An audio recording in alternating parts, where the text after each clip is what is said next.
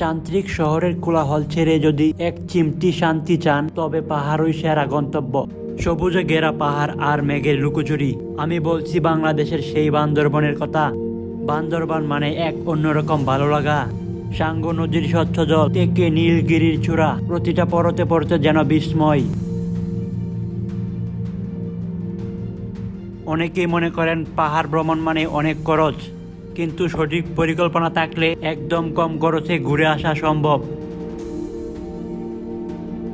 বেশি না, হাতে মাত্র ৩,০০০ টাকা হলেই বান্দরবনের পুরো ট্যুরটি কমপ্লিট করতে পারবেন।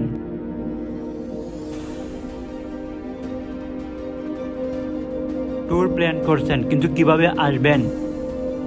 ট্রেন বা বাসে করে ঢাকা বা যে কোনো জেলা থেকে আপনি বান্দরবন আসতে পারেন। আপনি বান্দরবনে পা রাখলে এক অদ্ভুত প্রশান্তি অনুভব করবেন। আমাদের প্রথম গন্তব্য ছিল নীলগিরি। মেঘের রাজ্য বললে হয়তো কম বলা হবে। এখান থেকে নিচের পাহাড়গুলোর দৃশ্য আপনার সারা জীবনের ক্লান্তি মুছে দেবে। ভ্রমণের শেষ বিকেলে ছিলাম আমরা মায়ান্তংয়ে। পাহাড়ের চূড়ায় দাঁড়িয়ে সূর্যাস্ত দেখা এ যেন এক আধ্যাত্মিক অনুভূতি।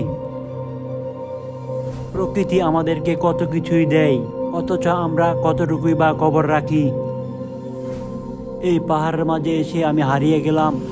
আজকের ভিডিওটা এই পর্যন্তই। সবাই সাথে থাকবেন।